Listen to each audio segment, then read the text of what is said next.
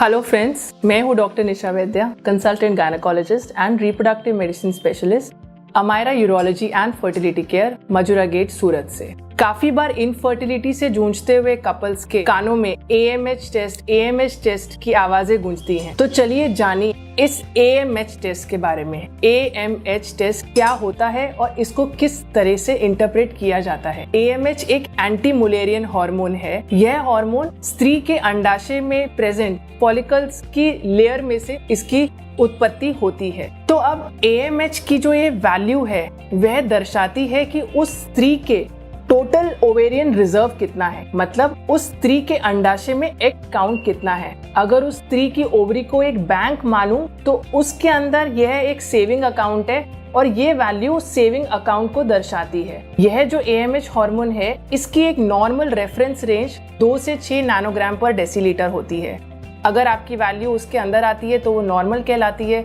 अगर 6 से ज्यादा है तो वह हाई AMH वैल्यू होती है। 2 से कम लो AMH कहलाया जाता है और अगर 1.5 से कम है तो वेरी लो AMH। अब अगर आपका AMH वैल्यू लो है तो मतलब उस स्त्री के ओवरीज में एग काउंट तो डेफिनेटली कम हो ही गया है। पर समझने वाली बात यह है कि AMH जो है वो उस ओवरी की बायोलॉजिकल एज बताती है। मतलब अगर साधारण तौर से एग्जाम्पल लिया जाए, एक स्त्री की क्रोनोलॉजिकल एज होती है।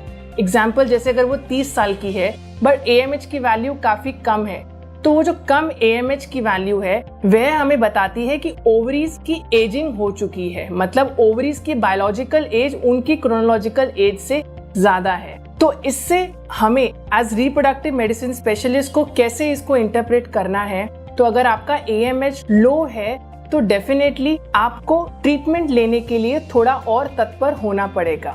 AMH टेस्ट यह नहीं कहता कि आप नेचुरली प्रेगनेंसी अचीव नहीं कर सकते। इनफैक्ट AMH टेस्ट यह भी नहीं कहता कि आपकी फर्टिलिटी की जो पोटेंशियल है वो दवा या दवा के बिना बिल्कुल भी पॉसिबल नहीं है। हाँ, AMH टेस्ट हमें यह भी नहीं कहता कि डायरेक्ट IVF में जाइए या फिर अगर IVF करा रहे हैं तो एग डोनेशन ही आपके लिए एक ऑप्शन है। समझने वाली बात यह है कि AMH की वैल्यू उम्र के साथ साथ घटने ही वाली है। जैसे आपके बाल उम्र के साथ साथ ग्रे होते हैं तो ऐसा कोई भी प्रोसीजर नहीं है जो आपके नेचुरली बाल को ब्लैक कर सके। तो उसी हिसाब से AMH की वैल्यू को बढ़ाया नहीं जा सकता। अक्सर पेशेंट्स आते हैं, एक लैब में AMH का वैल्यू लो दिया है, फिर 2 महीने बाद रिपीट कराएंगे दूसरी लैब से जिसकी वैल्यू काफी हाई आती है, तो वो यह मानते हैं कि हाँ शायद AMH का लेवल बढ़ चुका होगा। बट ऐसा बिल्कुल भी नहीं है। हो सकता है वह एक लैब एरर हो या फिर AMH की वैल्यू ढंग से इंटरप्रेट नहीं की गई हो।